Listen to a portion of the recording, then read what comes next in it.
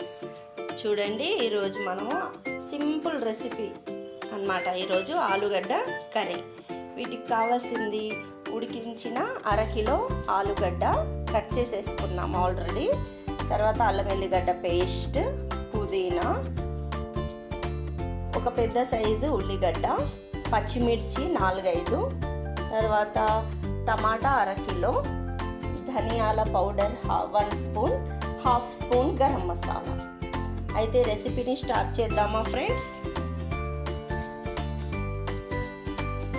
ఇలా మనం 2 spoon oil వేసిన తర్వాత కొంచెం ఆయిల్ని వేడెక్కిన తర్వాత మనం పచ్చిమిర్చి వేసేసుకుందాం.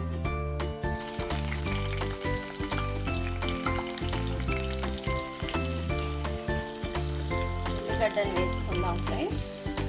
పచ్చిమిర్చి ఉల్లిగడ్డని వేసుకోవాలి.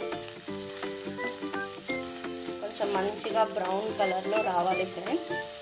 కొద్దిగా బ్రౌన్ కలర్లో రాగానే మనం పుదీనాను వేసుకోవాలి.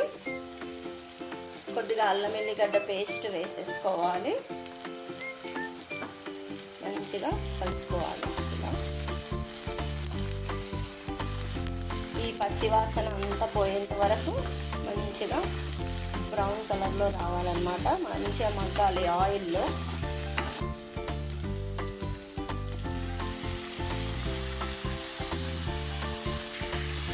మంచిగా మెత్తగా మగ్గాలి. ఒక 10 మినిట్స్ మనం మూతను పెట్టేసుకుంటాం. ఫ్రెండ్స్, బాగా టమాటా మొత్తం మగ్గిందనమాట. మెత్తగా ఇలా మొత్తం మెత్తగా అవ్వాలి. మనం ఒక 1/2 గ్లాస్ వాటర్ వేసేసుకుందాం. వాటర్ వేసుకున్న తర్వాత 1 స్పూన్ కారం, మీరు ఎంత తింటారో అంత వేసేసుకోవడమే. సాల్ట్ 1 స్పూన్,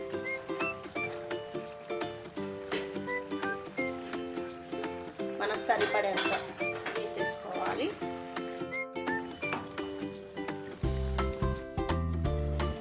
ఇలా బాగా మగ్గాలన్నమాట టమాటా. మనం వాటర్ వేసేసుకున్నాం కదా, వాటర్ వేసిన తర్వాత కూడా ఒక 2 మినిట్స్ బాగా మగ్గనివ్వాలి. టమాటా మొత్తం మెల్ట్ అయిపోవాలి.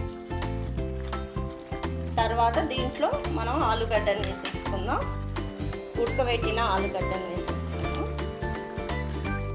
ఆలుగడ్డను వేసిన తర్వాత మనం కొద్దిగా గరం మసాలా,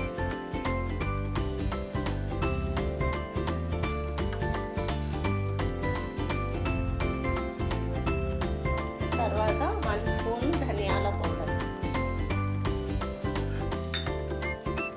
ఇలా వేసేసుకొని కొంచెం మంచిగా ఒకసారి లైట్గా కలపాలి ఫ్రెండ్స్. ఆల్రెడీ మనం ఆలుగడ్డని ఉడికిస్తాం కదా, అందుకే ఇలా లైట్గా కలిపేసుకోవాలి. చూడండి ఫ్రెండ్స్, ఆల్మోస్ట్ కర్రీ రెడీ. ఆలుగడ్డ టమాటా కర్రీ రెడీ. ఇలా ఆల్రెడీ మనం ఉడికిస్తాం కదా, తొందరగా అయిపోతుంది కర్రీ. ఎక్కువ టైం ఏం పట్టదు ఫ్రెండ్స్. కర్రీ చాలా ఫాస్ట్గా అయిపోతుంది. మనం సర్వింగ్ బౌల్లో తీసుకుందాము. చూడండి ఫ్రెండ్స్, సర్వింగ్ బౌల్లో తీసేసుకున్నాము. ఇది చపాతీ, పూరి, రైస్లోకి చాలా బాగుంటుంది. మీరు కూడా ట్రై చేయండి. Thank you.